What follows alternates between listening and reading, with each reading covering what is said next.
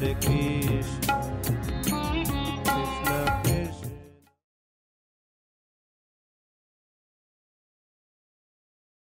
हरे कृष्णा।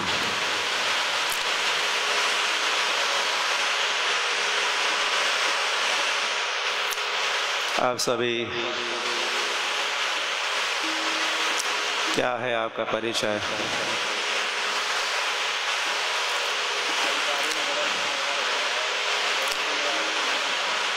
श्रीमद् भागवत कथा प्रेमियों का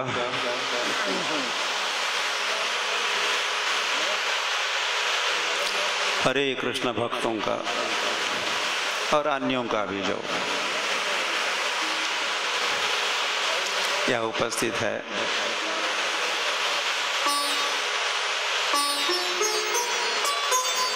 उन सभी का स्वागत है।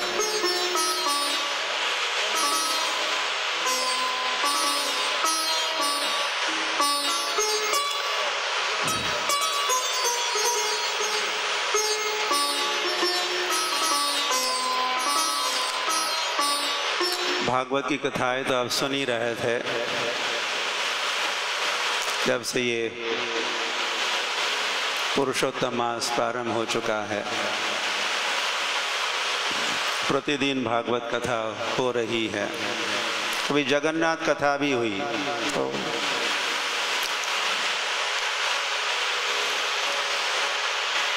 कभी ये प्रसंग कभी वो प्रसंग।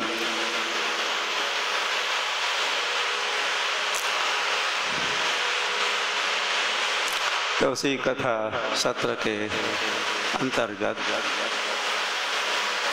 पूरे मास की कथा हो रही है। एक सप्ताह कथा की भी रीति पद्धति है, एक मास भर की भी विधि है, तो कभी पूरे साल भर की भी आगे हम पढ़ेंगे। इसी महात्म्य में तो शिव जी तो पूरे वर्ष भर कथा करते रहते हैं।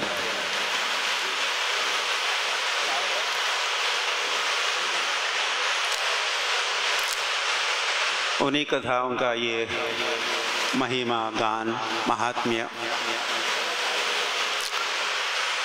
स्कंद पुराण से ये महात्म्य अधिकतर आप महात्म्य सुनते हो जो पद्म पुराण का महात्म्य।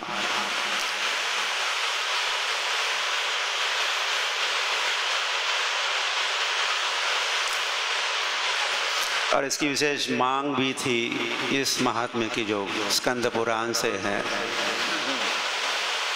शंकरधारी प्रभु मुझे आके एक दिन उन्होंने जब सुना कि मैं भागवत कथा महात्म्य सुनाने जा रहा हूँ, तो उन्होंने विशेष निवेदन किया कि स्कंद पुराण से जो महात्म्य पुराण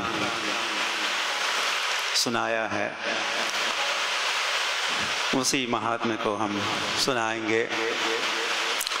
व्यास उवाच, तो ये भी और वह भी और अधिकतर वैदिक वाङ्मय की रचना, उसके कथाकार, उसके लेखक, उसके वक्ता, तो आदि कवि महर्षि व्यासदेव ही है। तो उन्होंने कहा एक समय जब नैमिषारण्य में नैमिषे सुतमासीनम् अभिवाद्य महामतिम, सुत गोस्वामी जो एक विशेष आसन पर, ये कोई उतना विशेष नहीं है जिस आसन पर, अच्छा है, धन्यवाद।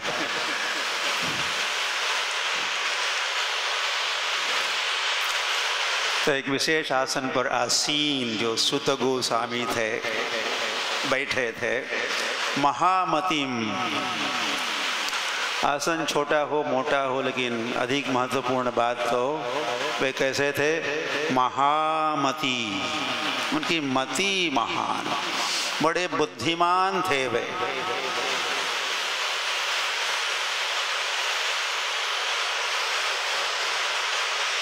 ऐसे महामती सुत गोस्वामी से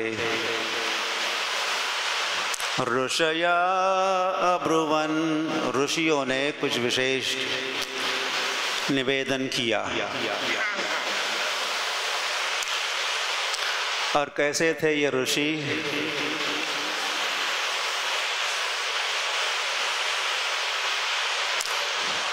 कथा अमृत रसास्वाद कुशलः, ये उन ऋषियों का परिचय या वैशिष्ट्य था। श्रीमद् भागवत कथा अमृत का रस का आस्वादन करने में वे कुशल थे।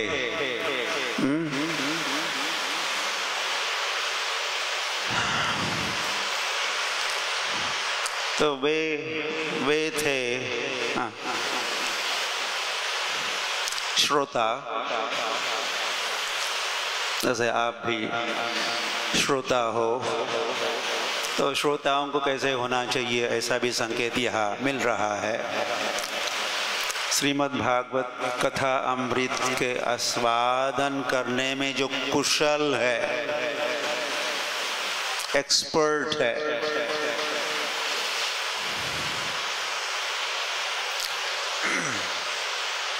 ऐसे ऋषियों ने, ऋषयः वुचुः, ऐसे ऋषियों ने महामती सुत गोस्वामी से जिज्ञासा प्रस्तुत की। वज्रम श्रीमाथुरे देशे स्वपौत्रम हस्तिनापुरे अभिशिष्य गते राज्ञी तौ कथम किम च चक्रतुः। वे जानना चाहते हैं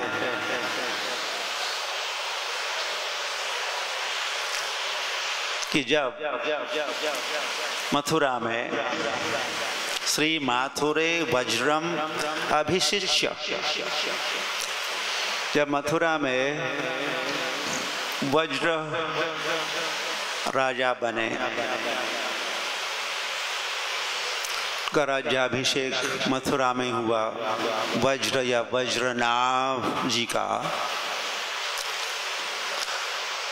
और स्वपौत्रम हस्तिनापुरे, और हस्तिनापुर में अपने ही पौत्र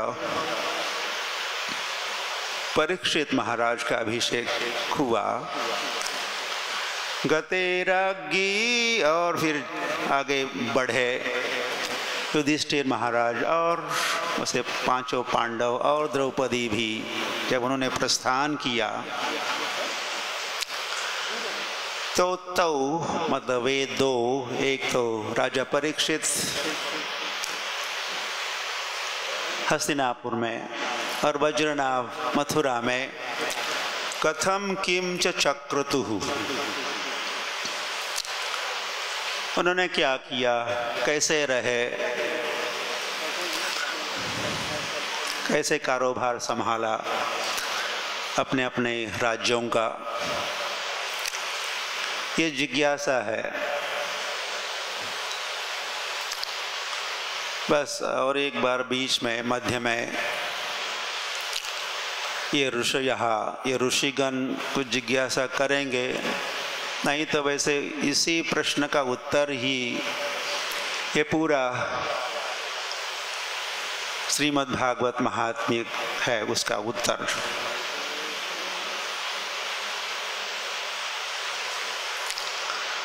सूत उवाच, तो सुत गोस्वामी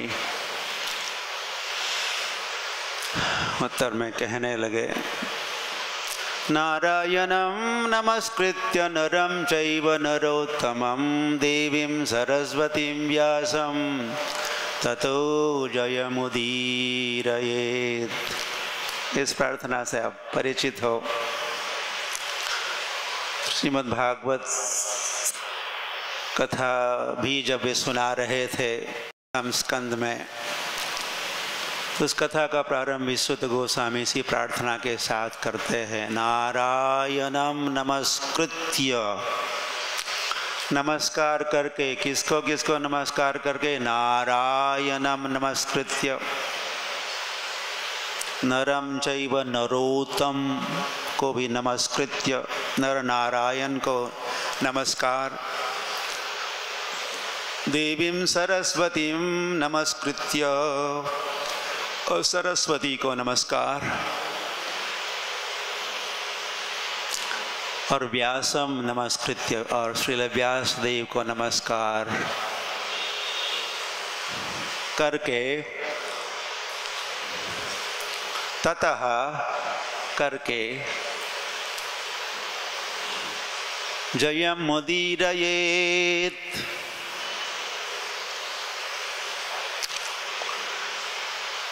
जय हो, जय घोष करना चाहिए।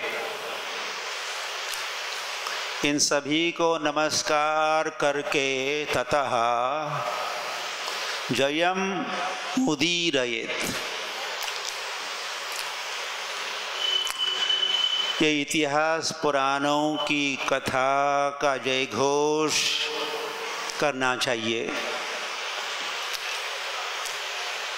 जय हो, श्रीमद् भागवत कथा की जय हो, महाभारत की जय हो।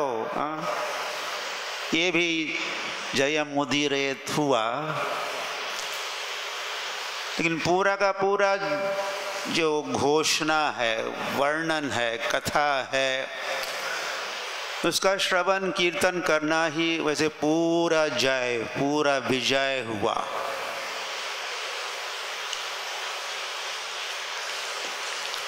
तो इन सब को नमस्कार करके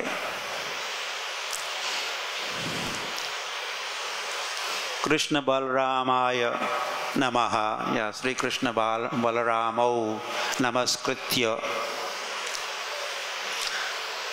और इस्कॉन संस्थापक आचार्यम नमस्कृत्य, श्रील प्रभुपाद को नमस्कार करके जयम मुदीरयेत। महापथम गते राज्ञी परीक्षित पृथ्वीपति, जगाम मथुरा विप्रा वज्रनाभम तिदृक्षया। तो महापथ पर जब वे युधिष्ठिर महाराज आगे बढ़े, महापथ स्वर्गारोहण जब हुआ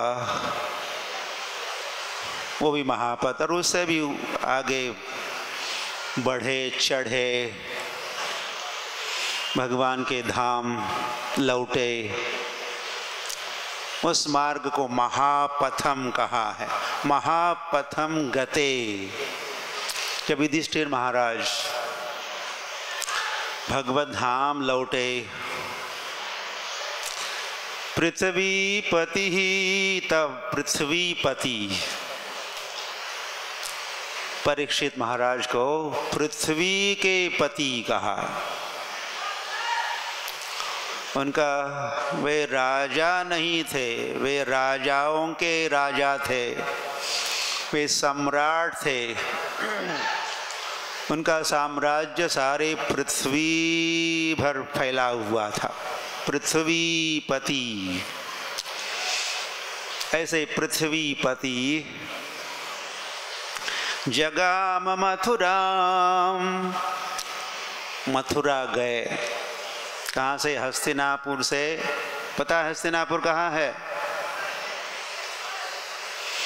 गंगा के तट पर। तो गंगा का तट तो हजारों मील लंबा है।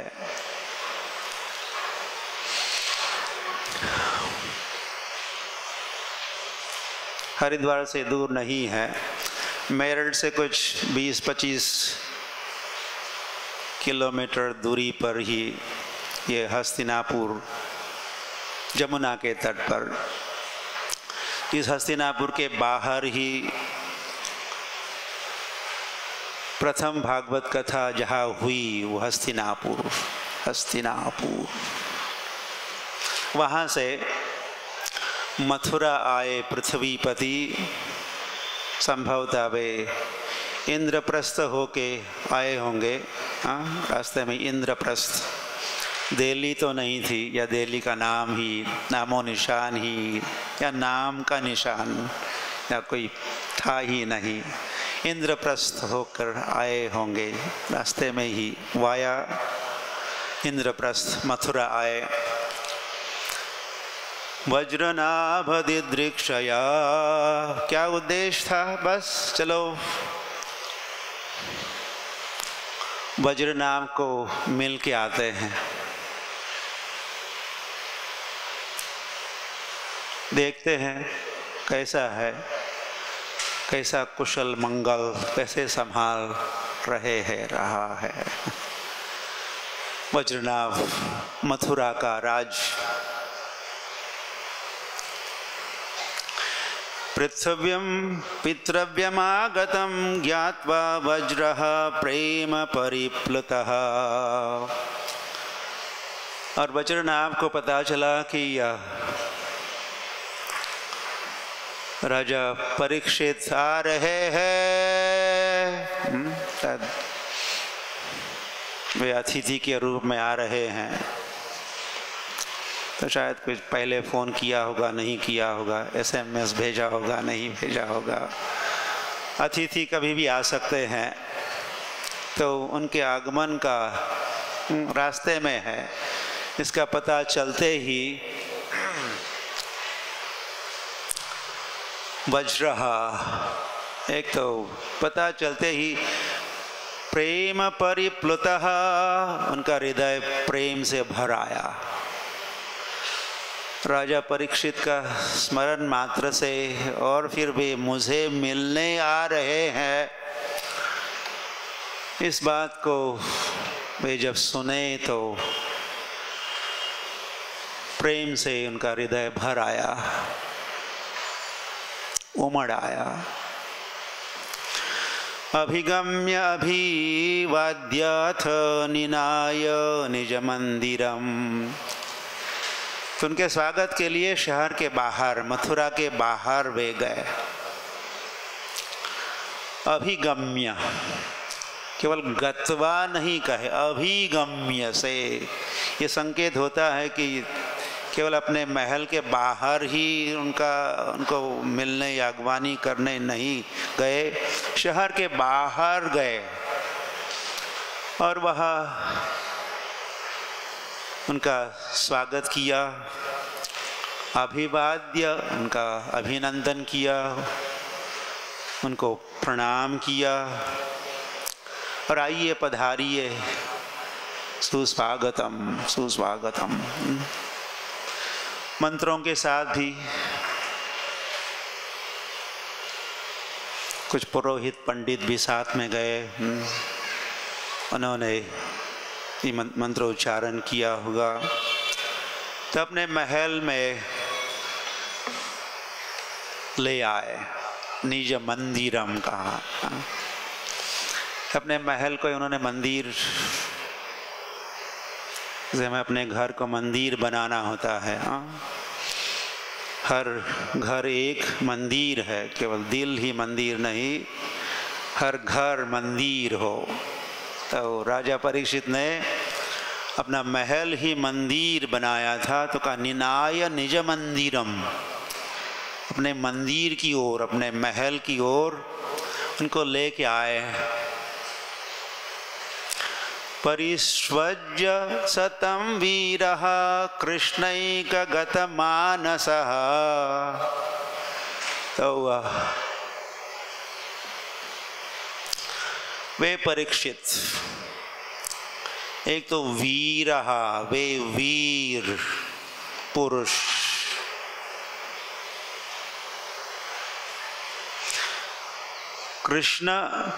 कृष्णैकगत मानसः, जिनके मन में बस एक ही कृष्ण, माम एकम अनन्यश्चिन्तयन्तो अन्यों को त्याग कर बस एक कृष्ण। गतमानसः, जिनका मन सदैव कृष्ण की ओर दौड़ता है, कृष्ण में दौड़ता है। ऐसे राजा परीक्षित ने परिष्वज्य तम, वज्रनाभ को आलिंगन दिए राजा परीक्षित।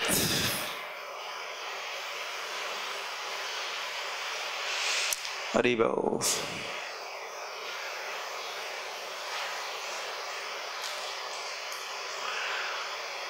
रोहिण्याद्य हरेर्पत्नीर, और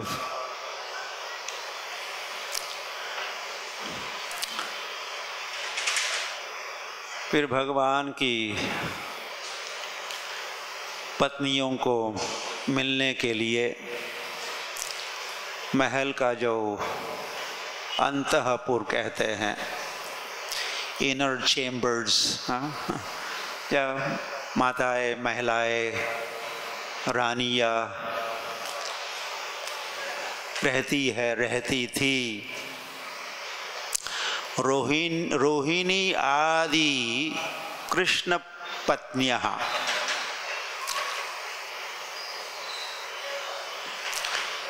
ये रोहिणी,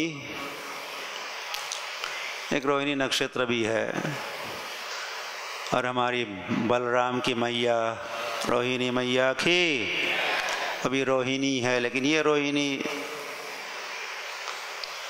कृष्ण की पत्नी रोहिणी।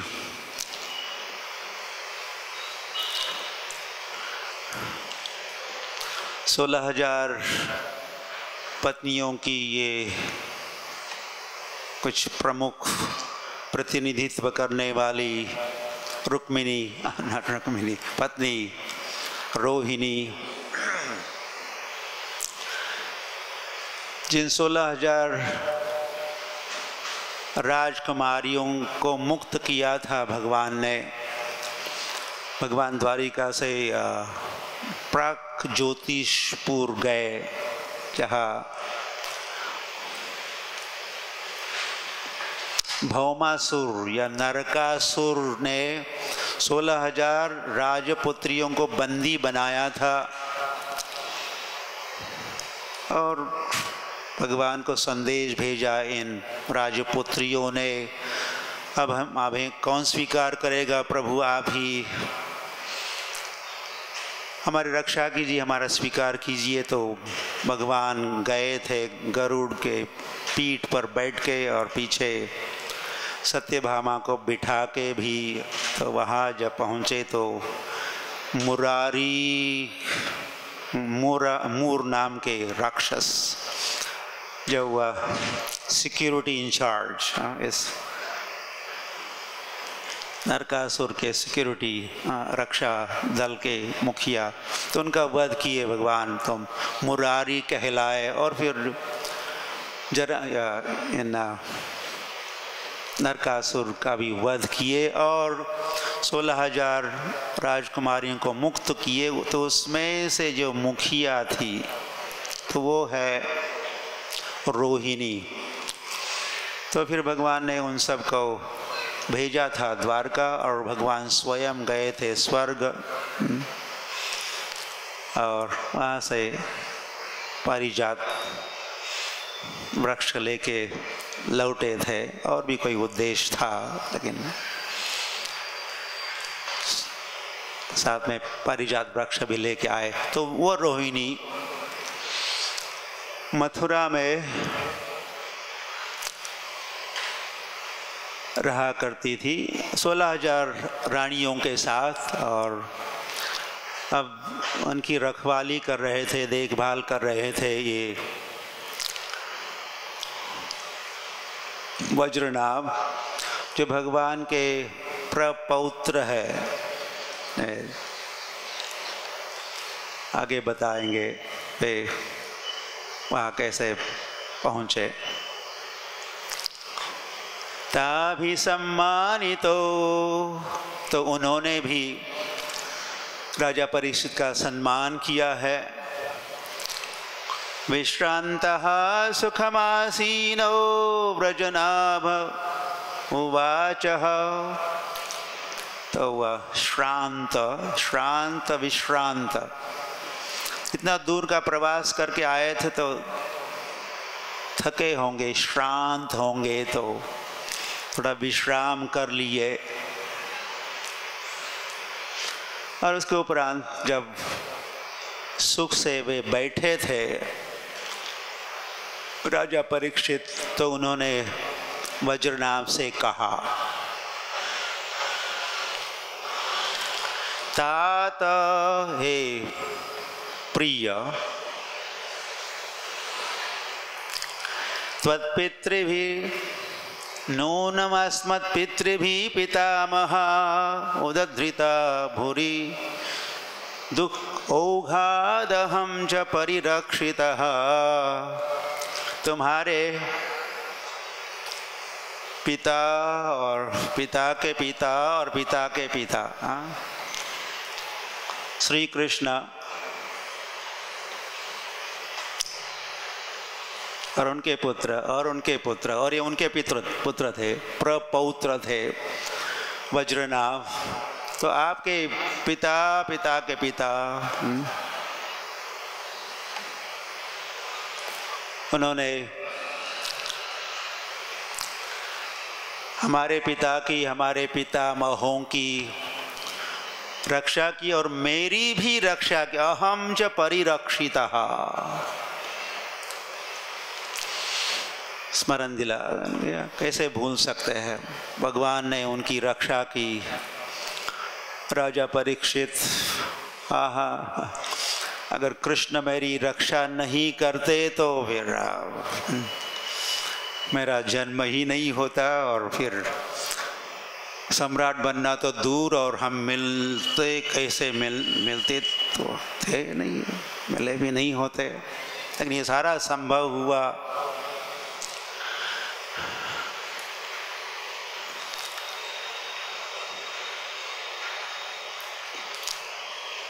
आपके पिता और प्रपिता ने हमारे पूरे घराने की, हमारे पिता पितामह की और मेरी भी रक्षा की।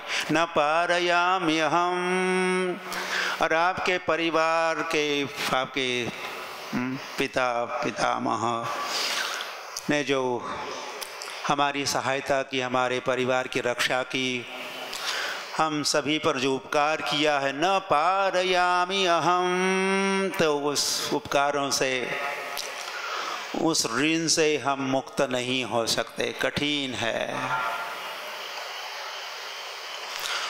भूरि दुख औघात, एक दो दुख से, कष्टों से नहीं, कभी कभी दुख आते थे, ऐसी बात नहीं। राजा परीक्षित, दुख औघम, दुख का प्रवाह, दुख के बाद दुख, कष्ट के बाद कष्ट, विघ्न के बाद विघ्न, उलझनों के बाद उलझने आया करती थी। और हर समय राखे कृष्ण मारे के, मारे कृष्ण राखे के, हमारी रक्षा होती रही। कैसे हम इस ऋण से मुक्त हो सकते हैं?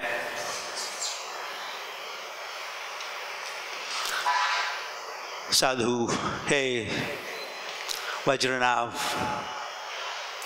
मेरी तुमसे एक विशेष प्रार्थना है।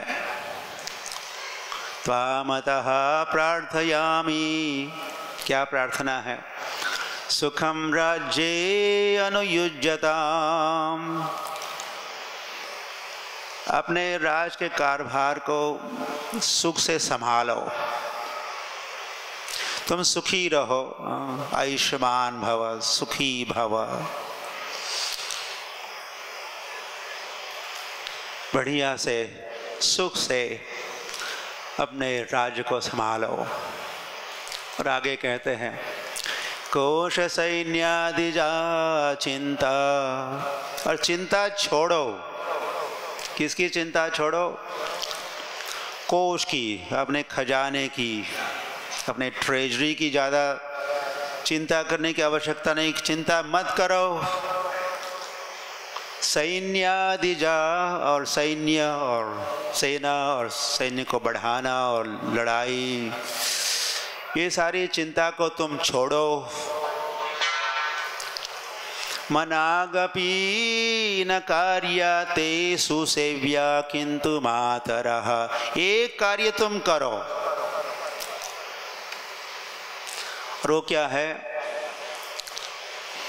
अपनी माताओं की रक्षा करो, अपनी माताओं को संभालो, अपनी माताओं की सेवा करो। ये 16,000 जो भगवान की रानियां हैं, उनकी बढ़िया से भली भांति सेवा करो, बस। बाकी कुछ चिंता करने की आवश्यकता नहीं है। तो भगवान अपने धाम लौटने के पहले प्रभास क्षेत्र में थे, जो द्वारिका से दूर नहीं है। प्रभास क्षेत्र गुजरात में,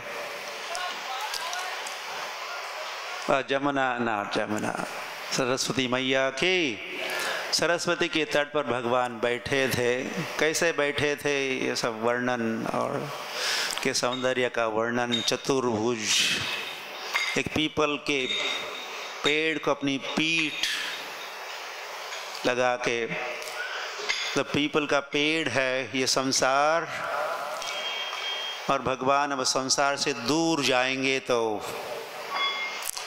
अपनी पीठ पीपल के पेड़ की ओर भगवान अपने धाम लौटने की तैयारी में है। ये मौसल युद्ध, मुसल का उपयोग किया और युद्ध खेले सारे यदुवंशज द्वारकावासी। अब वे नहीं रहे, बलराम भी आगे बढ़े, अपने धाम लौटे। अब कृष्ण को लौटना ही था। उसी समय वैसे उद्धव से भी मिले थे और मैत्रेय मुनि से भी मिले थे।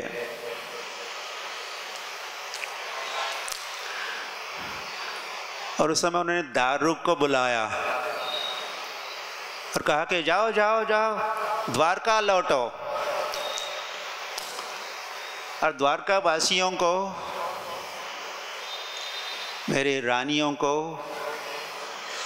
वहाँ से, द्वारका से हटना होगा। जिस क्षण मैं ये संसार त्यागूंगा, क्षाम त्यक्त्वा स्वपदम गतः जब होगा, इस पृथ्वी को छोड़ के मैं स्वपदम अपने धाम लौटूंगा, उसी क्षण द्वारका जिस भूमि पर स्थित है वो जल में डूबने वाली है। मैंने उस जमीन को, उस भूमि को उधार लिया था इस शर्त तक कि जब तक मैं रहूँगा इस संसार में, तभी तक उस जमीन का उपयोग होगा पुनः, और उसके उपरांत समुद्र पुनः उस जमीन का स्वीकार करेगा या उसको लौटाना पड़ेगा, उस जमीन को, भूमि को। तो हे दारुक तुम जाओ और अर्जुन को कहना, सारे बचे हुए जो नागरिक है द्वारिका में, और उसमें भी रानियां है, उनको ले जाए वहाँ से सुरक्षित स्थान पर। तो इस आदेश का पालन तो दारुक गए और अर्जुन को संदेश दिए। अर्जुन सभी को लेके हस्तिनापुर, मथुरा, हस्तिनापुर लौटे। 7 महीनों के उपरांत वे लौटे। अर्जुन को भेजा था, जाके पता लगवाओ कैसे है प्रभु, आगे की क्या उनकी योजनाएं हैं, इत्यादि इत्यादि का पता लगवा के जल्द आना है। लेकिन अर्जुन गया तो कई महीने भी, 7 महीने बीत गए तो कई सारे अपशकुन भी दिख रहे थे, और इसे चिंतित थे और शंका थी, क्या इसका अर्थ मतलब ये तो नहीं है। तो पता ही चला जब अर्जुन लौटे और फिर उन्होंने सारे रहस्य का उद्घाटन किया जो भगवान नहीं रहे। तो ये समाचार प्राप्त होते ही पांडवों ने निश्चय किया, अब शून्यायितम जगत सर्वम गोविंद विरहे न मे, ऐसी स्थिति उनकी, बिना भगवान के हम इस संसार में अब जीना नहीं चाहते। तो उस समय उन्होंने राजा परीक्षित को हस्तिनापुर का सम्राट बनाए, वहाँ की गद्दी संभालने के लिए कहा, और सभी रानियाँ और वज्रनाभ भी मथुरा आए हैं, और मथुरा में वज्रनाभ कारोबार संभाल रहे हैं मथुरा राज्य का।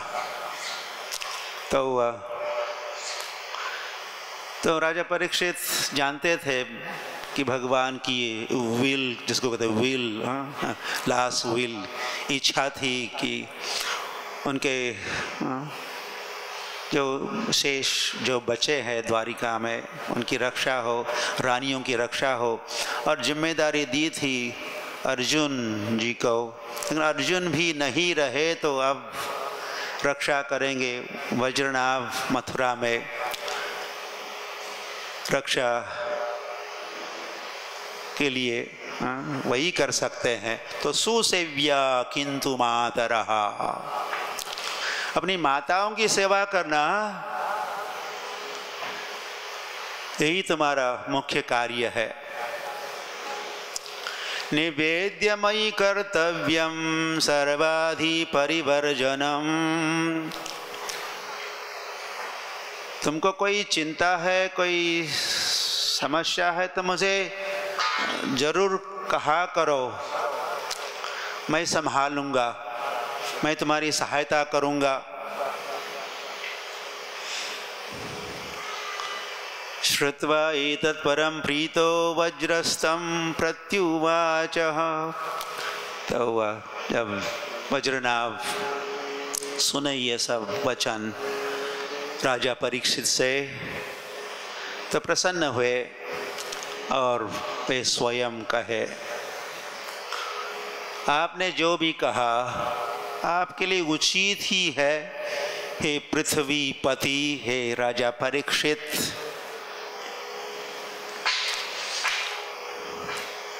वैसे आपके पिता और पितामहों ने भी तो हम पर कुछ कम उपकार नहीं किए हैं, और मुझे जो धनुर्विद्या तो मैं आपके पिताश्री से तो सीखी है।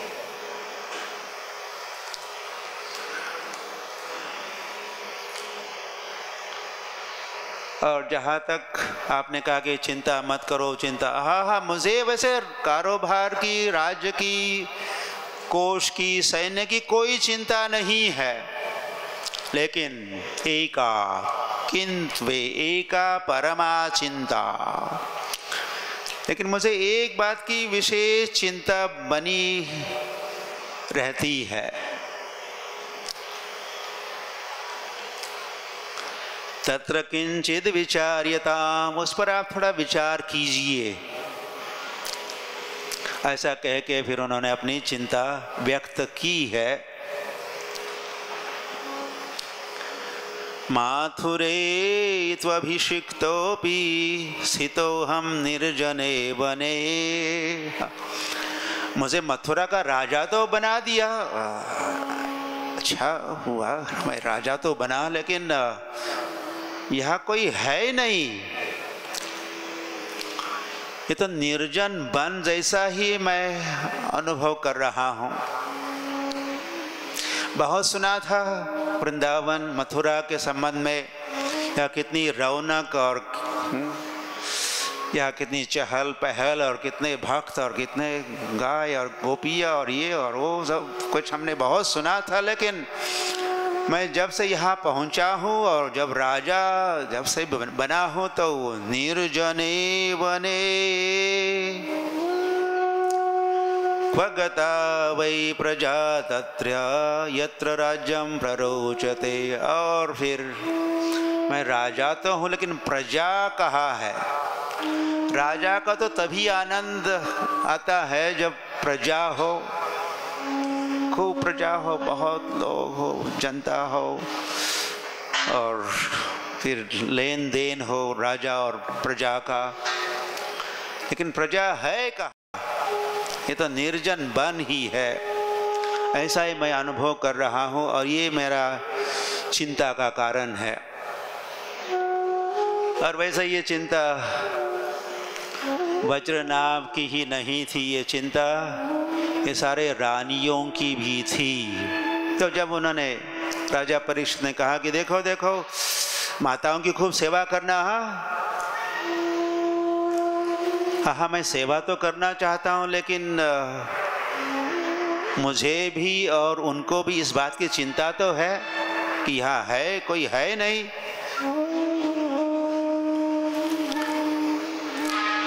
तो जब परीक्षित महाराज इस बात को सुने तो उन्होंने थोड़ा विचार किया और उनको स्मरण आया, हाँ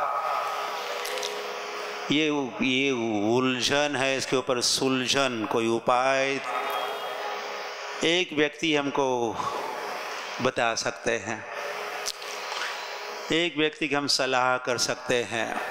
वे कौन है? नंदादीनां पुरोहितं शांडिल्यम।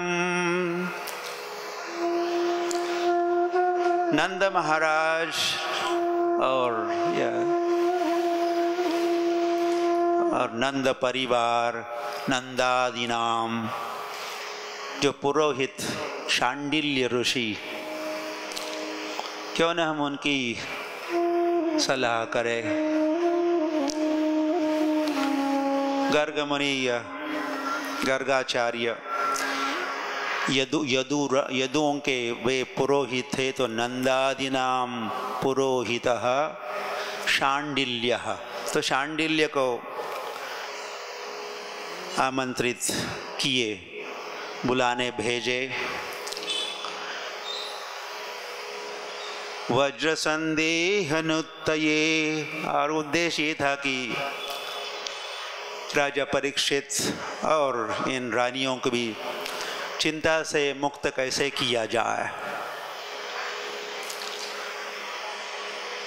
तो संदेश जब मिला तो वह वज्रनाभ वहाँ अपने पर्णकुटी में निवास करने वाले पहुँचे, महल में पहुँचे मथुरा में। पूजितः वज्रनाभेन, तो विशेष सत्कार सम्मान, पाद प्रक्षालन और आसन भी जब दिया तो राजा परीक्षित समझाए सारा इतिहास। या राजा परीक्षित और वज्रनाभ और सभी रानियों की चिंता का जो कारण है उसको समझाए। तब शांडिल्य ऋषि परिसांत्वयन उभो, उन दोनों को सांत्वना देने के उद्देश्य से बहुत कुछ अब कहने वाले हैं। शांडिल्य उवाच, शांडिल्य महोदय की, शांडिल्य मुनि की अब जो वे सुनाएंगे मथुरा वृंदावन का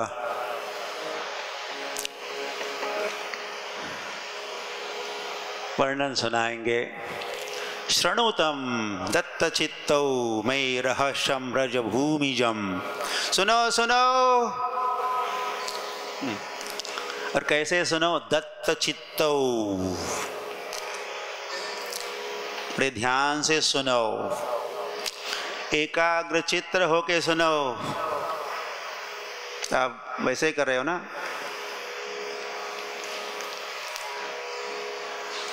जब भी सुनना होता तो कैसे सुनना चाहिए? दत्त चित्तो, एकाग्र चित्त, ध्यान पूर्वक, श्रद्धा पूर्वक, इत्यादि इत्यादि। इसको ध्यान पूर्वक इसलिए सुनना चाहिए क्योंकि मैं रहस्य सुनाने जा रहा हूं। कोई साधारण बात तो नहीं है, ये बात कोई हर रोज की कैजुअल टॉक तो नहीं है। रहस्यमयी बात मैं समझाने जा रहा हूँ, तो ध्यान पूर्वक नहीं सुनोगे तो पल्ले नहीं पड़ेगा, कुछ समझ में नहीं आएगा। ध्यान पूर्वक सुनो। ब्रजभूमि का रहस्य मैं सुनाने जा रहा हूँ। व्रजनम व्याप्तिरुत्युक्त्या व्यापनाद् ब्रज उच्यते, कि जो ब्रज कहते, ब्रज वृंदावन का एक नाम ब्रज, ब्रज मंडल, तो इसकी व्यापकता, सर्वव्यापकता के कारण इसकी कोई सीमा ही नहीं, असीम है ये ब्रज मंडल। व्यापनात् ब्रज उच्यते, इसलिए इस वृंदावन को ब्रज कहते हैं। शांडिल्य ऋषि कहे, गुणातीतम परम ब्रह्म व्यापकम ब्रज उच्यते। और कैसा है ये ब्रज, कैसा है ये वृंदावन, और उसके अंतर्गत मथुरा भी है। गुणातीतम, गुणातीत है, गुणातीत है, दिव्य है, गुणातीत, तीन गुणों से परे है ये वृंदावन।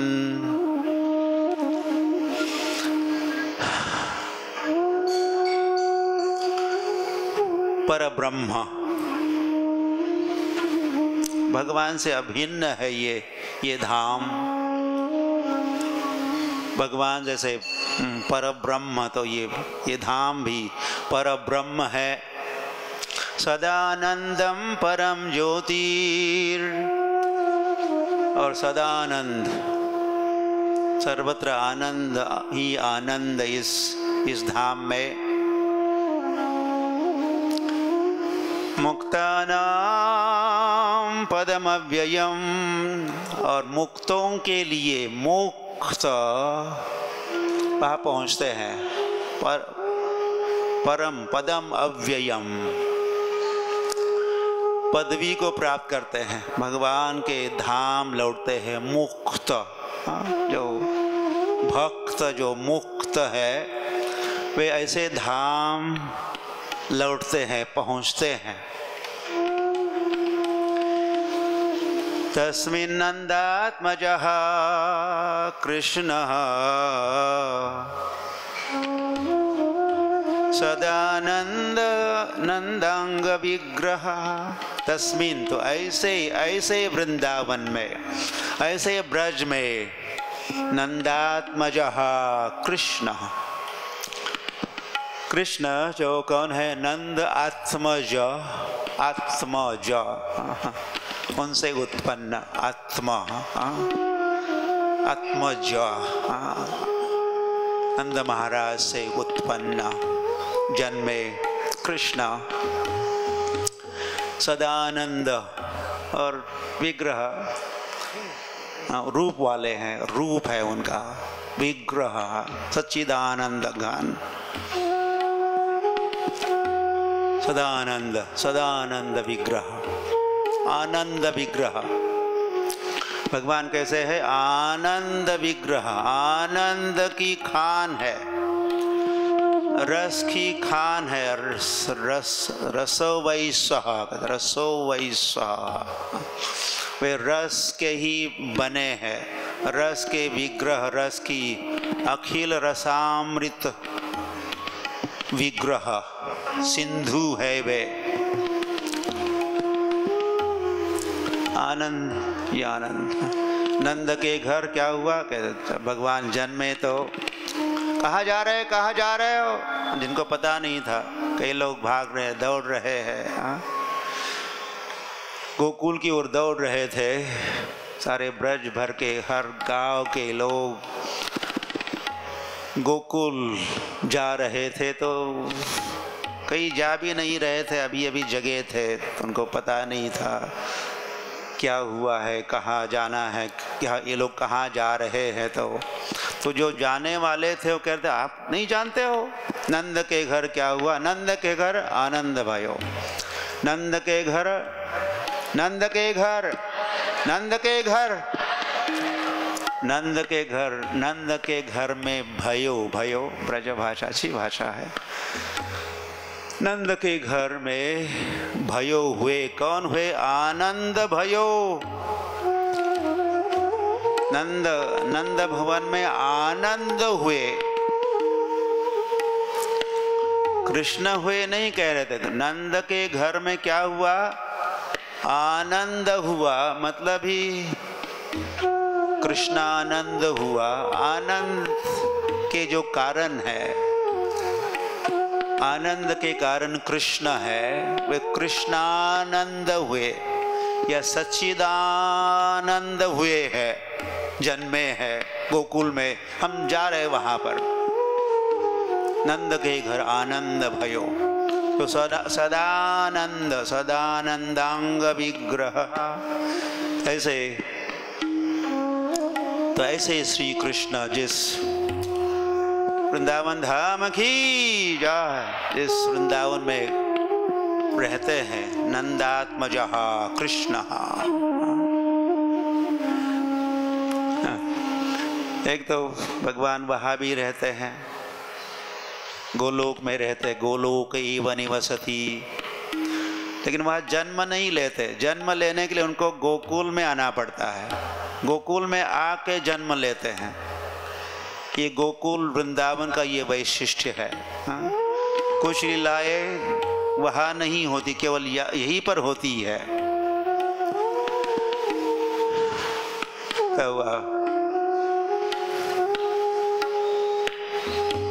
तो इस वृंदावन में कृष्ण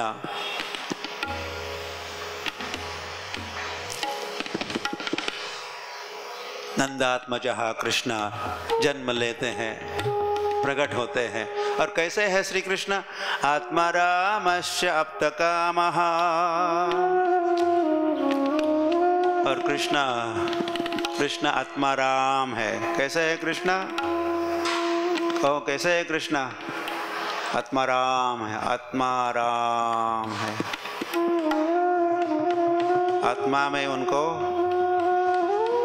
आराम, आत्मा राम, सेल्फ सेटिस्फाइड, अंग्रेजी में सेल्फ में जो सेटिस्फाइड, सेल्फ सेटिस्फाइड। वो क्यों सेल्फ सेटिस्फाइड है, वो क्यों आत्मा राम है, अभी वो बताएंगे आगे शांडिल्य ऋषि। तो एक तो उन्होंने कहा कि एक तो कृष्ण कैसे आत्मा राम है, और कैसे आप्तकामः, आप्तकाम है। तो उनके इष्ट आप्त, उनके कई परिवार के सदस्य है, और ग्वाल बाल भी है, गाय भी है, गोपियाँ भी है। आप्तकाम, तो इन्हीं से उनको सब उनकी कामना, इच्छा, वांछा पूरी हो जाती है। इस प्रकार के वे आत्मा राम और आप्तकाम है। प्रेमाक्तै अनुभूयते, और जो व्यक्ति, जो लोग, जो भक्त कैसे है? प्रेम से पूरित है। कृष्ण भावना को, जिनकी कृष्ण भावना जागृत हुई है, कृष्ण भावना, कृष्ण कॉन्शियस जो है, कृष्ण भावना प्रेम से, कृष्ण से कृष्ण के प्रेमी जो है, या फिर प्रेमांजन छुरित भक्ति विलोचनेन संतः सदैव हृदयेषु विलोकयन्ति, जैसे ब्रह्मा कहे। ऐसे लोग भगवान को देख सकते हैं उनका। और शांडिल ऋषि भी कह रहे हैं अनुभूयते, हा हा, उनका अनुभव ऐसे लोग करेंगे, करते हैं, अनुभव करते, उनको देखते भी है, उनके साथ रह भी सकते हैं। कौन से? प्रेमाक्तई, तो प्रेम से जो पूरित है, प्रेम रस में जो डूबे है भक्त, जो रसिक है, रसिक, रसिका भुवि भाव कहा। ये जो कथा है, कथा के लिए भी आप आमंत्रित हो। किनके लिए कथा है? रसिको आ जाओ, भुवि भाव का आ जाओ, भाविक भक्तों आ जाओ और इस कथा का पान करो। और तो इस कथा का पान करते करते करते करते जब वे रसिक होंगे, प्रेमांजन, प्रेम का अंजन उनके आँखों में, नेत्र अंजन से सुशोभित होंगे, तो ऐसे व्यक्ति अनुभूयते, उनको देख सकते हैं। और फिर आगे शांडिल्य ऋषि का आत्मा तो राधिका तस्य, बड़ी बहुत सुंदर, क्या बहुत सिद्धांत की बात और बड़ी सुंदर भी बात, मधुर बात कही उन्होंने। आत्मा तो राधिका तस्य, तस्य कृष्णस्य आत्मा, कृष्ण की आत्मा तो राधा है। क्या समझे? कृष्ण की वैसे ऐसा कहा का, और कुछ भाष्य वगैरह हम नहीं सुना रहे। जैसे कहा शांडिल ऋषि कहे आत्मा तो राधिका तस्य, तस्य कृष्ण की आत्मा तो राधा है। तो आत्मा राम, वे आत्मा राम क्यों है? आत्मा में उनको आराम मिलता है, या आत्मा उनको आराम देता है। तो कृष्ण की आत्मा तो राधा है, तो कृष्ण को आराम क्यों मिलता है? राधा आराम देती है, आह्लादनी शक्ति भी कहलाती है भगवान को। आह्लाद देती है, आनंद देती है, आराम देती है राधा। राधा आत्मा तु राधिका तस्य।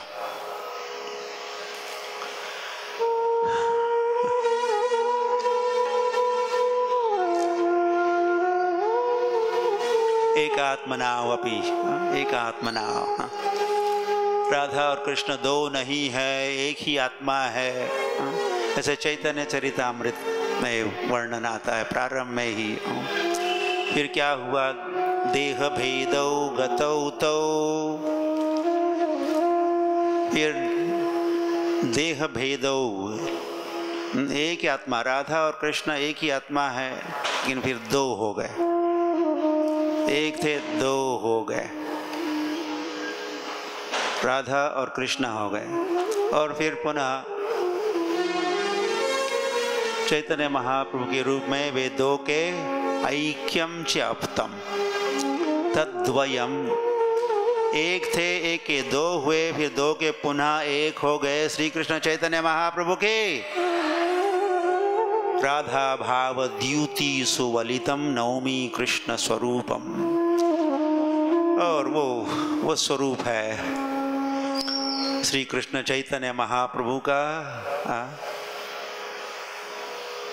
जिसमें राधा और कृष्ण, श्री कृष्ण चैतन्य, राधा कृष्ण नहीं अन्य। आत्मा रामतया प्राज्ञै प्रोच्यते गूढ़वेदिभिः।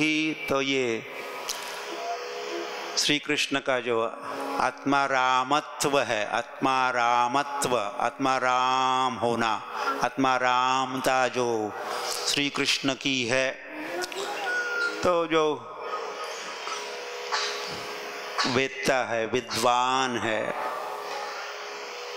उनके द्वारा अनुभूयते, वे जिसका साक्षात्कार उनको होता है, वे अनुभव करते हैं।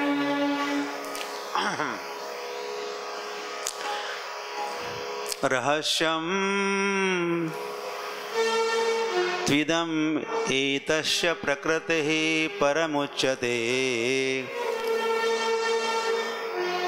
तो शांडिल्य मुनि कहते हैं कि भगवान जब प्रकृति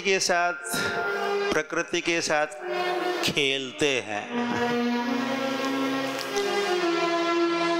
प्रकृति के साथ उनका आदान प्रदान होता है, तो फिर वो भगवान की लीला हो जाती है। भगवान लीला करते हैं अपने प्रकृति के साथ, वे खेलते हैं, तो फिर उनकी लीलाएं प्रारंभ होती है, लीला होती है। भगवान प्रकट होते हैं और फिर लीला प्रारंभ होती है। लीलैवं द्विविधा तस्य वास्तवी व्यावहारिकी। और यह और आगे रहस्य की बात शांडिल्य मुनि कह रहे हैं।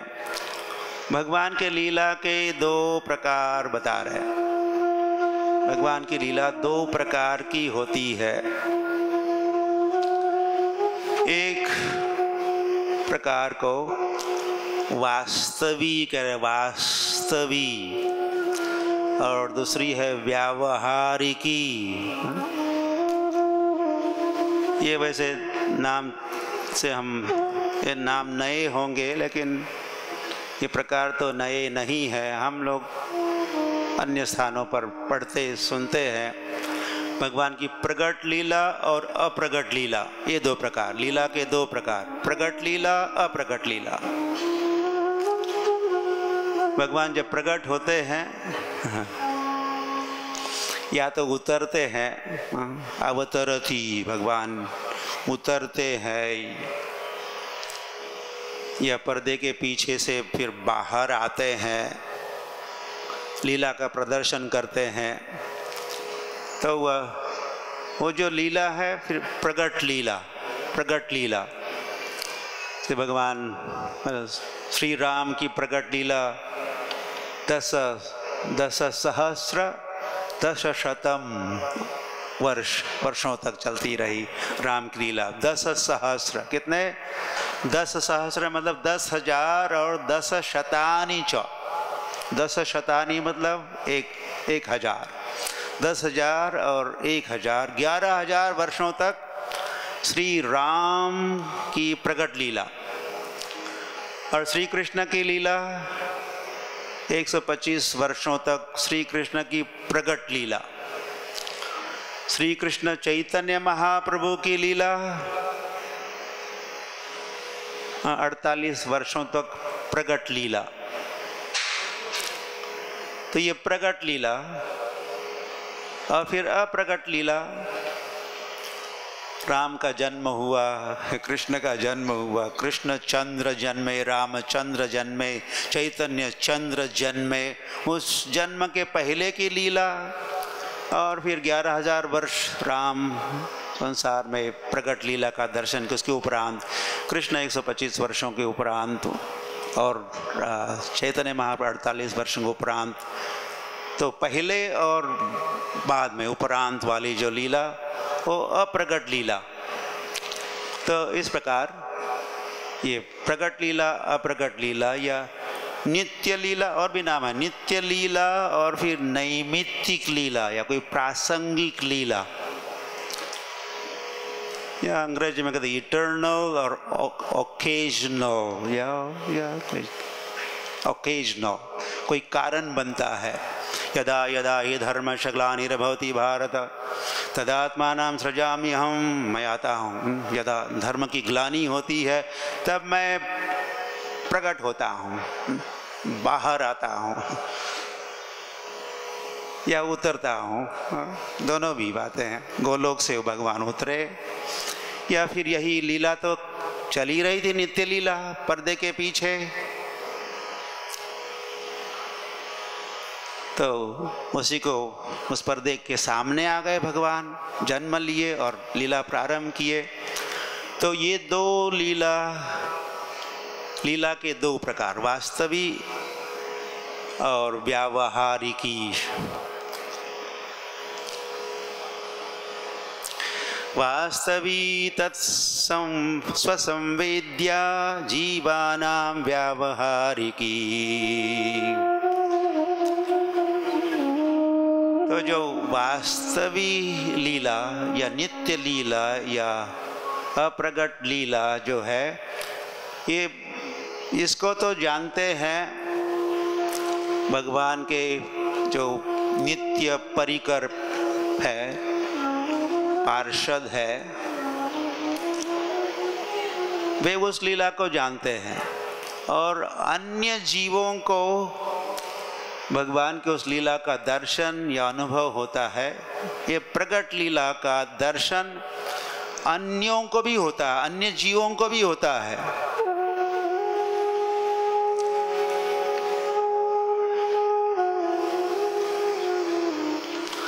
आद्याम विना द्वितीया न। और शांडिल्य मुनि हरि हरि हरे कृष्ण कृष्ण कृष्ण हरे हरे, हरे राम राम राम हरे हरे।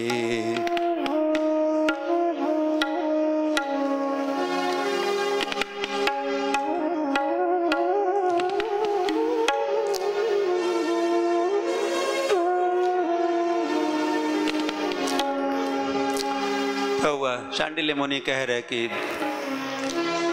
वास्तविक लीला जो नित्य लीला है, तभी तो प्रकट लीला संभव है। क्या प्रकट लीला का आधार है अप्रकट लीला या नित्य लीला। अगर नित्य लीला ही नहीं है, अप्रकट लीला ही नहीं है, वास्तविक लीला ही नहीं है, तो फिर व्यावहारिकी या प्रासंगिकी या प्राकट्य लीला संभव नहीं है। आप समझ रहे हैं? हरि हरि।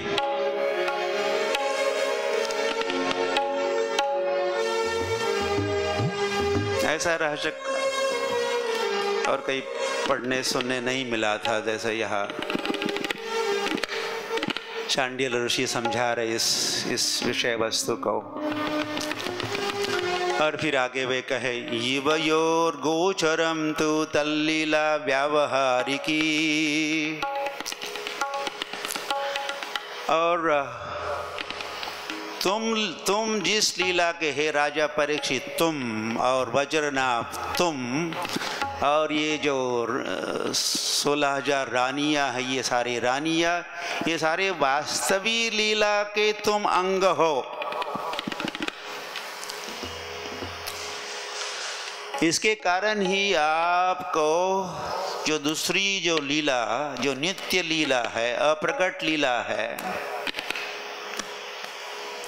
उसका दर्शन नहीं हो रहा है, क्योंकि आप दूसरे लीला के अंग, पार्ट या एक व्यक्तित्व हो।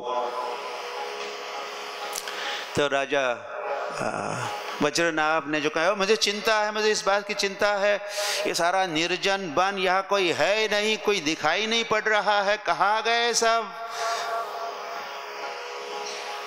इसका रहस्य कारण बता रहे। इसका कारण ये है कि तुम व्यावहारिकी लीला के एक जीव हो या व्यक्ति हो, इसीलिए तुमको वास्तविक लीला का दर्शन नहीं हो रहा है।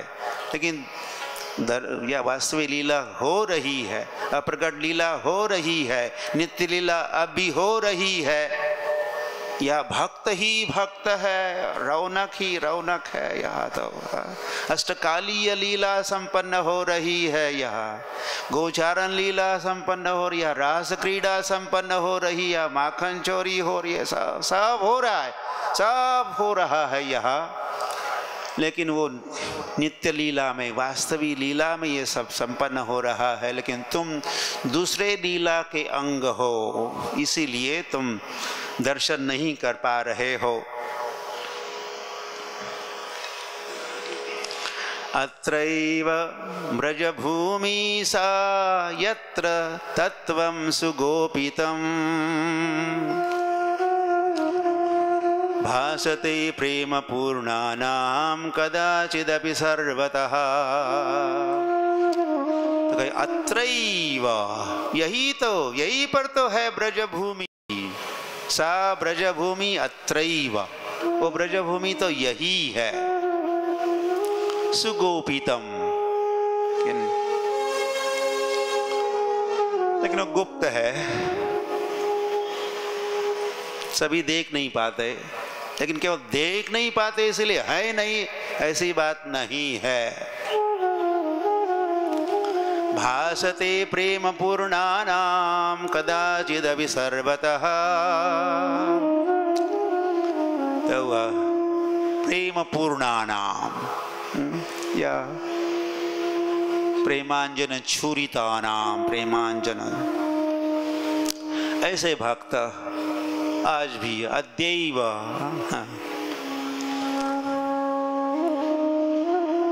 देखी बारे पारे मायापुर में, नवद्वीप में भक्त कहते हैं गौरांग महाप्रभु की लीला आज भी हो रही है। लेकिन जो बुद्धिमान या भाग्यवान जो है, देखी बारे पारे आज भी उसको देख सकते हैं। गौरांगेर मधुर लीला, या वही वैसे गौरांग महाप्रभु जब आए 500 वर्ष पूर्व वृंदावन में, तो देख रहे थे, सारी वृंदावन की लीला का वो दर्शन कर रहे थे। या फिर हमारे षड गोस्वामी वृंद, वे भगवान की सारी लीलाओं का हे राधे ब्रज देवी के ललिते कहते हुए वे सर्वत्र दौड़ते देखने के लिए, कहाँ हो कहाँ हो कहाँ हो, जमुना के तट पर अब हो कि गिरिराज के शिखर पर हो कि कहाँ हो, हे राधे, हे ब्रज देवी के, हे ललिते, हे नंद सुनो कुतः घोषांताविति सर्वत्र ब्रजपुरे। विह्वल होके सर्वत्र भ्रमण करते हुए षड गोस्वामी वृंद दौड़ते भगवान के लीला का दर्शन करने हेतु सर्वत्र जाते। तो आज भी संभव है। कदाचित द्वापर शांते रहो लीलाधिकारिणः। तो शांडिल्य ऋषि कह रहे कि जब द्वापर युग आता है, द्वापर युग 28वां द्वापर युग,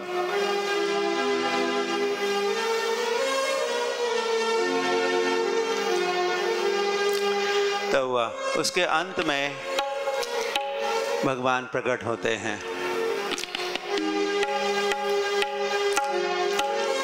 और फिर भगवान जब प्रकट होते हैं तो जो जो भगवान के लीला में प्रवेश करने के अधिकारी है वे सब वहाँ पहुँच जाते हैं। समवेता असेंबल, सारे एकत्रित हो जाते हैं। जैसे कि शांडिल्य मुनि ने कहा, अभी इकट्ठे हुए थे भैया, 125 वर्षों तक वे एकत्रित थे, लेकिन अब वो लीला समाप्त हुई है। लेकिन भगवान थे और उनके लीला अधिकारी ना कई सारे यहाँ थे, मोरय अभिलाष विलास कुंजे दिवो वास। हम प्रार्थना करते हैं, तुलसी कृष्ण प्रेयसी नमो नमः। हे तुलसी महारानी क्या करो, मोरय अभिलाष, मेरी अभिलाषा, क्या अभिलाषा है, विलास कुंजे दियो वास, वृंदावन के विलास कुंजों में हमें हमारा वास हो।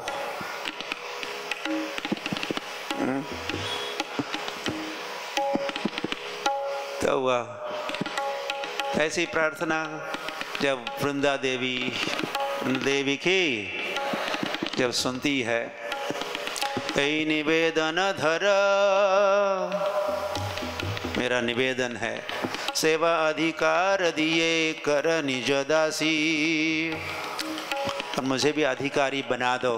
कैसा अधिकारी, तुम्हारी सेवा का, तुम जो कृष्ण की सेवा करती हो तो हम भी सहायता करेंगी तुम्हारी, ऐसा अधिकार हमें भी दो हे तुलसी महारानी। ऐसे कुछ डिवोटी, कुछ भक्त कि कुछ डिवोटी प्रार्थना करते हैं, कुछ भक्त प्रार्थना जो सही नहीं है, ऐसे नहीं करनी चाहिए, लेकिन करते हैं। मोरय अभिलाष अमेरिका देशे दियो वास, हमको वीज़ा मिल जाए प्रभु। हम कई बार अमेरिकन एम्बेसी आए गए, वीज़ा ही नहीं मिल रहा है। मोरय अभिलाष अमेरिका देशे दियो वास, वो तो बकवास हुआ ऐसा कहना। तो तुलसी महारानी जब हमारी प्रार्थना सुनेगी, हमारे आचार्य वृंद गुरुजन हमारी प्रार्थना को सुनेंगे, तो वह उस लीला प्रवेश के हम भी अधिकारी बनेंगे। तो कौन कौन उसमें सम्मिलित होते हैं?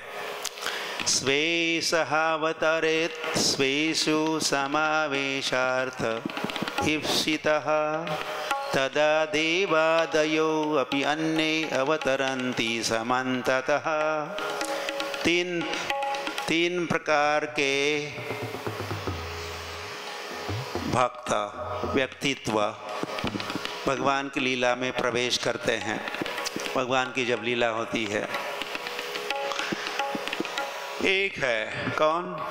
स्वेषु, अपने भगवान के स्वयं के जो परिकर है, राधा है, गोपिया ग्वाल बाल है, नंद यशोदा है,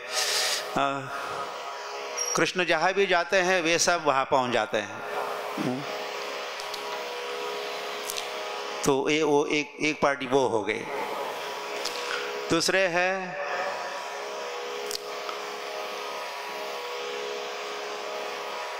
जो साधना करते हुए हरे कृष्ण कृष्ण कृष्ण हरे हरे, हरे राम राम राम हरे हरे,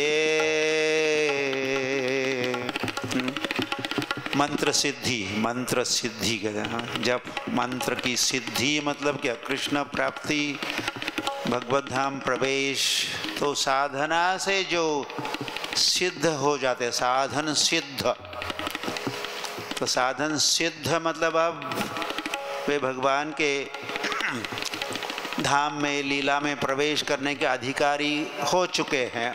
ऐसे अधिकारियों को, ऐसे साधन सिद्धों को भगवान सीधे अपने धाम में पहुंचाने के पहले भगवान स्वयं जहाँ लीला, जिस ब्रह्मांड में उनकी लीला होनी है, उस लीला में, वहाँ प्रगट लीला में, वहाँ वास्तविक की लीला में, उस प्रासंगिक लीला में भगवान उन साधन सिद्धों का समावेश कराते हैं। समझ गए? ये दूसरी पार्टी प्रभुपाद इसको खूब समझाते हैं अपने ग्रंथों में, प्रवचनों में। और तीसरी पार्टी है देवादयः,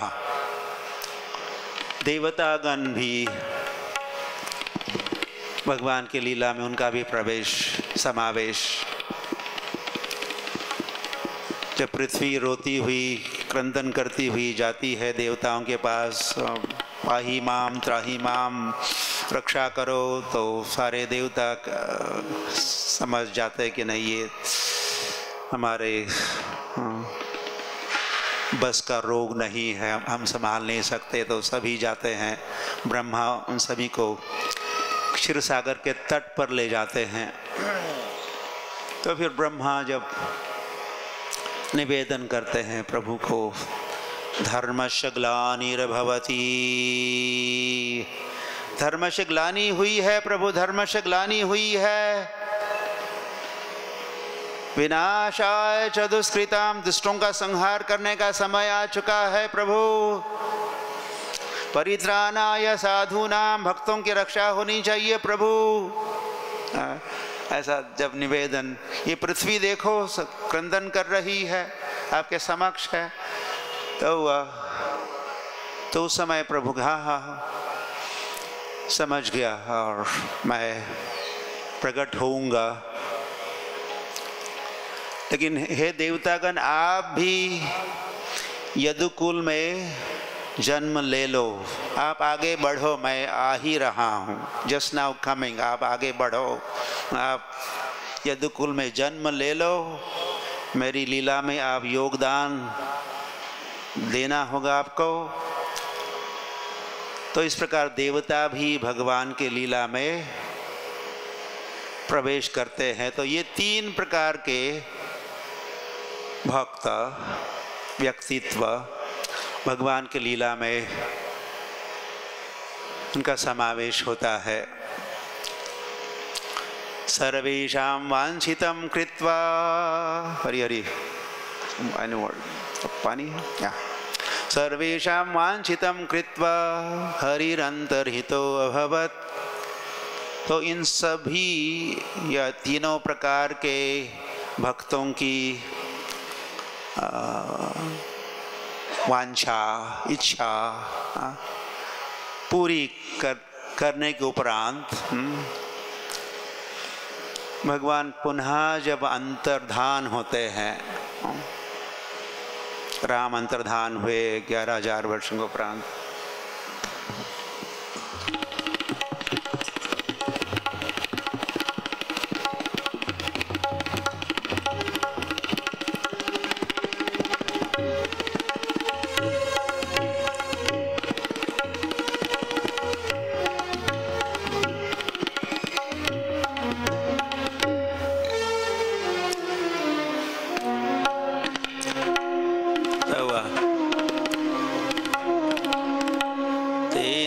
त्रिविधा लोकः स्थितः पूर्वं न संशयः।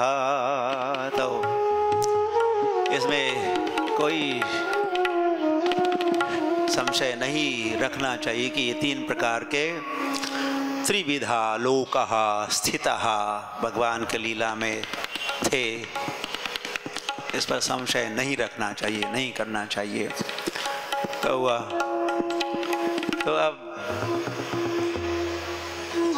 शांडिल्य मुनि कह रहे कि उसमें से जो देवता पार्टी है, देवता तो वे मथुरा में तो थे और उनके साथ फिर भगवान ने उन सब को ट्रांसफ़र किया ओवरनाइट। जब वो जरासंध भी और कालिया और भी राक्षस दोनों एक साथ आने वाले थे, तो उनका खतरा था। तो भगवान ने सबको द्वारका में पहुंचा, वहाँ किला बनाया, उस समुद्र से ज़मीन ले ली, किला बनाया, उसमें सुरक्षित रखे सबको।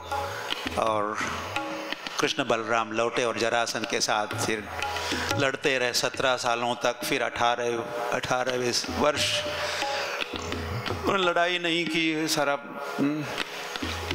बोरिंग है, हर साल के रूटीन चल ही रहा, 1 बार 2 बार 17 बार हुआ। तो थोड़ा फॉर अ चेंज कहो, भगवान द्वारिका गए तो उसी वक्त उसने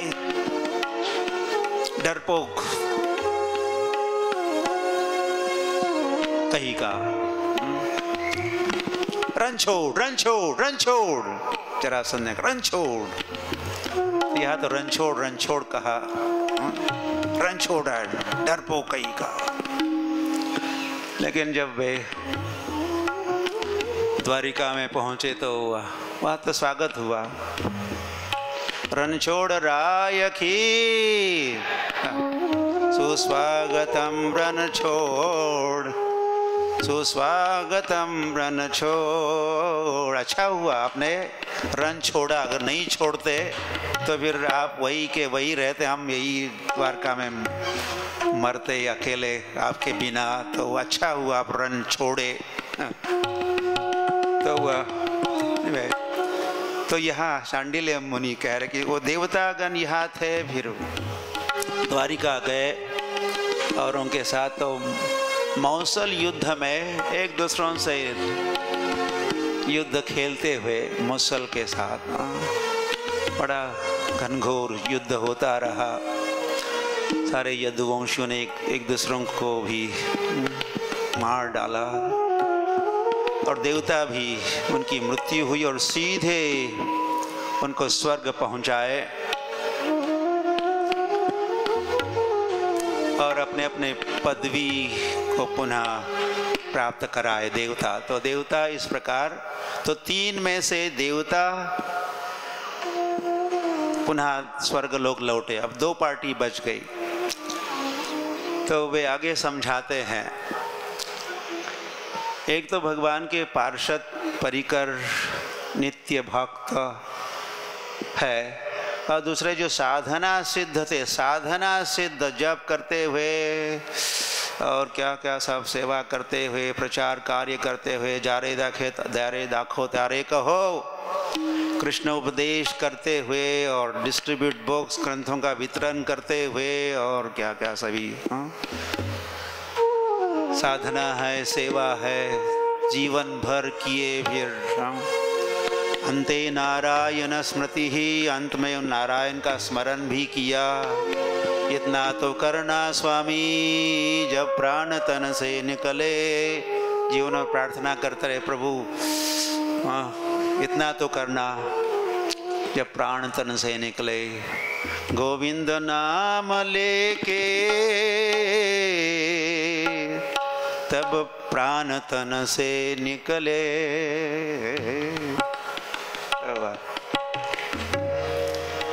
आप भी आ जाना और किसको, राधा को भी ले आना और ये और वो, और लेकिन करना क्या, इतना तो करना जब प्राण तन से निकले। तो गोविंद नाम लेके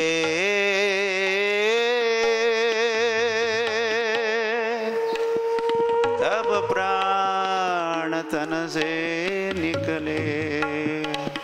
श्री कृष्ण चैतन्य, श्री कृष्ण। कितने भाग्यवान हो हरिदास ठाकुर, हरिदास नामाचार्य हरिदास ठाकुर और सिद्ध बकुल जगन्नाथपुरी में जहाँ वे रहते थे। एक प्रातःकाल को चैतन्य महाप्रभु अपने भक्तों के साथ कीर्तन करते हुए वहाँ पहुँचे और तो हरिदास ठाकुर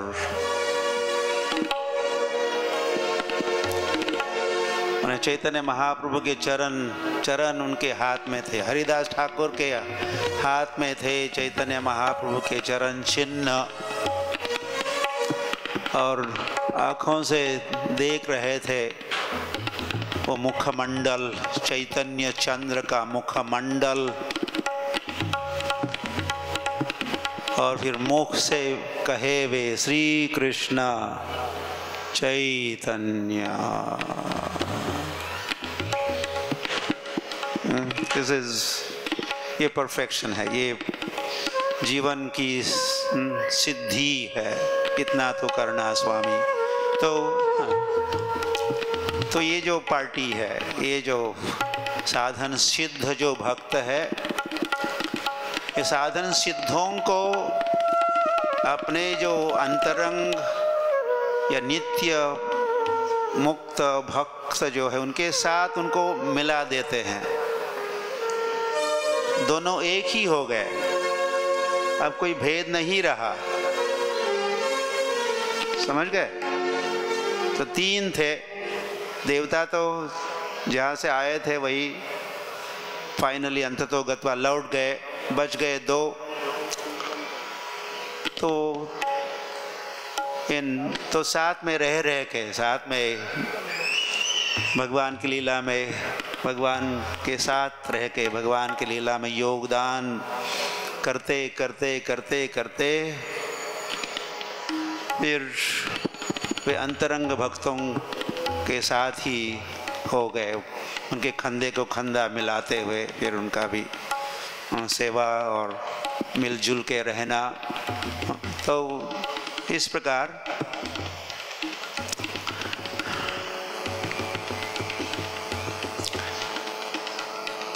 विधाय स्वीय नित्येषु समावेशितान् तदा। तो जो अलग थे, दो थे, दो को एक ही कर दिए भगवान। नित्यः सर्व अयोग्येषु दर्शन भावतां गतः। तो लेकिन नित्यों का, नित्य भक्तों का, वैसे नित्य एक भगवान का और फिर नित्य भक्तों का दर्शन करने के जो अयोग्य है, जिनमें ऐसी पात्रता नहीं है, ऐसी पात्रता नहीं है। विद्या ददाति विनयम का, विद्या ददाति विनयम। विद्या क्या करती है? विनय देती है। विद्या ददाति विनयम, या विनम्र बनाती है। फिर आगे का विनयात याति पात्रतः। विनय से व्यक्ति, विनयी व्यक्ति पात्र बन जाता है, पात्र बन जाता, पात्र। फिर वो धारण कर सकता है, जो प्राप्त हुआ उसको धारण कर सकता है। पात्र में छलनी, छलनी कहते हैं, छलनी, छलनी। हाँ, माता है समझती छलनी। हाँ, ऐसा ही कुछ कहते हैं ना, सीव। तो उसमें जो भी रखो डालो वो नीचे गिर जाएगा। उसको पात्र नहीं कहेंगे, पात्र जो धारण करे। तो जो पात्र हुए हैं, कृष्ण भावना के पात्र बने हैं,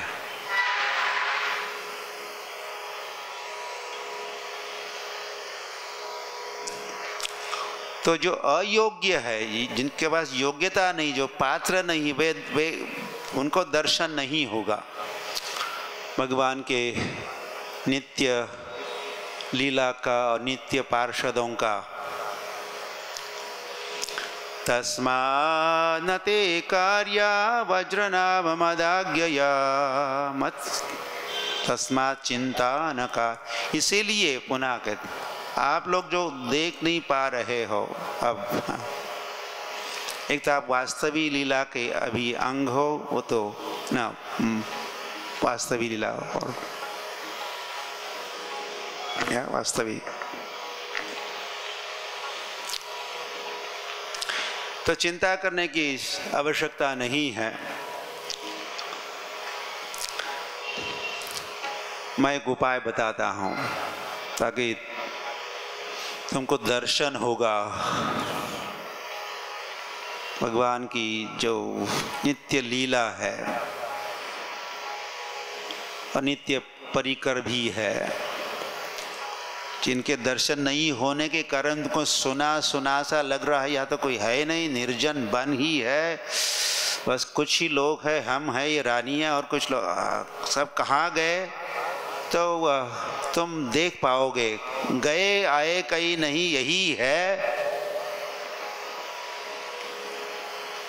तो मैं उपाय बताता हूँ, ऐसा करो। ओके, तो वासय अत्र बहून् ग्रामान् संसिद्धिस्ते भविष्यति। इस ब्रजमंडल में तुम कई सारे ग्रामों की, गांवों की, कस्बों की स्थापना करो। कृष्ण लीला अनुसारेण कृत्वा नामानि सर्वतः, और उन सारे ग्रामों को अलग अलग नाम दो। उन स्थानों पर या गाँव में या उस क्षेत्र में जो भगवान की लीला हुई है उसके अनुसार उन गाँवों को नाम दे दो। त्वया वासयता ग्रामान् संसेव्य भूरियं परा, और तुम भी उन ग्रामों में रहा करो। गोवर्धने दीर्घपुरे मथुरायां महावने नंदीग्रामे बृहत्सानो कार्याराज्य स्थितिस्त्वया। अपनी छावनियाँ बनाओ, कोई टेंट्स बनाओ और जहाँ तहाँ समय समय पर तुम रहा करो, स्थानों का वास करो, सेवन करो।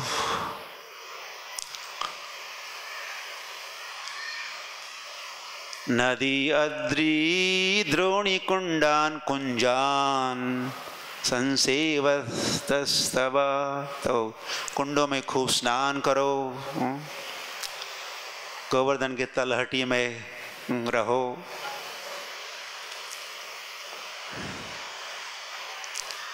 नदियों में स्नान करो, जमुना मैया की, जमुना का वास करो। सच्चिदानंद भूरेशा त्वया सेव्या प्रयत्नतः, तव कृष्ण स्थलान्यत्र स्फुरन्तु मदनुग्रहात्। तो ये भगवान की लीला स्थली भूमि सच्चिदानंदमयी है, सच्चिदानंदमय ये वृंदावन धाम। तो उनका हम जानेंगे कैसे कि भगवान की लीला कहाँ, कौन सी लीला कहाँ हुई, कौन सी लीला कहाँ हुई, ये हम कैसे जान पाएंगे? तो वह मेरे आशीर्वाद से, स्फुरन्तु मद अनुग्रहात्, मेरे अनुग्रह से, मेरे आशीर्वाद से ये सारा संभव होगा। दिव्य ज्ञान हृदय प्रकाशित, हमारे हृदय प्रांगण में ये सारा ज्ञान स्फुरित होगा, उदित होगा। तुम समझ जाओगे भगवान की कौन सी लीला कहाँ हुई, तो उसके अनुसार तुम वहाँ उन ग्रामों को नाम भी दो और तुम वहाँ रहना भी प्रारंभ करो। तुम रहो अपनी जनता के साथ, रानियों के साथ भी वहाँ रहना प्रारंभ करोगे, तब क्या होगा? वज्र संसेवनाद्रश्य उद्धवस्त्वां मिलिष्यति। तो तुम्हारे ऐसे ब्रज भ्रमण, ब्रज सेवा, ब्रज सानिध्य से प्रसन्न होंगे, एक व्यक्ति प्रसन्न होंगे। कौन? उद्धव प्रसन्न होंगे तुमसे। उद्धव जो इसी ब्रज भूमि में रहते हैं, अब कल पुनः कहाँ रहते हैं वगैरह की चर्चा, तो वे तुम्हें मिलेंगे। उद्धवस्त्वां मिलिष्यति, और जब उद्धव मिलेंगे तो फिर ततः रहस्यमे तस्मात् प्राप्स्यसि त्वं समात्रकः। तो फिर वे पूरे रहस्य का उद्घाटन करेंगे तुम्हारे लिए और तुम्हारी माताओं के लिए, भगवान के पत्नियों के लिए। यहाँ के सारे लीलाओं का दर्शन होगा।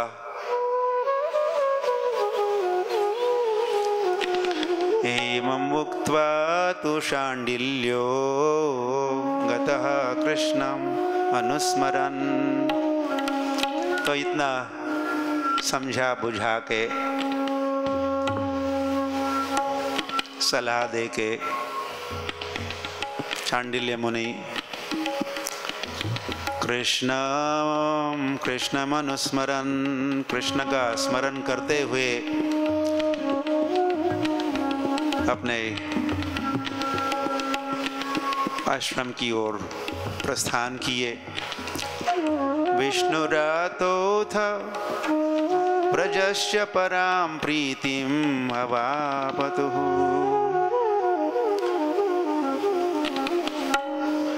तो शाण्डिल्य मुनि के सत्संग से, मार्गदर्शन से, प्रोत्साहन से, रहस्य के उद्घाटन से,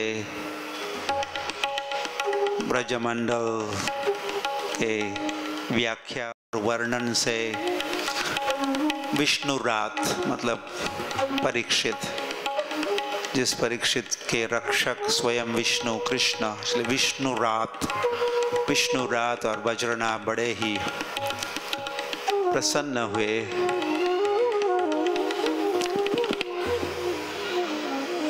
और इसी के साथ इस महात्म्य का प्रथम अध्याय, प्रथमो अध्यायः समाप्तम्। तो कल, आज तो कल रानियां भी जो भी चिंतित है और कृष्ण कहाँ है या यहाँ के और भक्त कहाँ है, अकेलापन जो महसूस कर रही है, वो भी उनकी मुलाकात जमुना मैया से होती है। फिर जमुना उनको, जैसे शाण्डिल्य मुनि आज हमने सुना, जैसे उन्होंने मार्गदर्शन किया और कहा कि हाँ मिलेंगे, ऐसा ऐसा करो, तो उद्धव मिलेंगे। तो जमुना मैया भी कहेगी रानियों को, तुमको भी मिलेंगे उद्धव। क्या करने से उद्धव मिलेंगे, कहाँ उद्धव मिलेंगे, ये सब भी कल के सत्र में हम यमुना मैया की, यमुना और कृष्ण पत्नियों का संवाद में हम सुनेंगे और फिर संवाद प्रारंभ ही होने वाला है।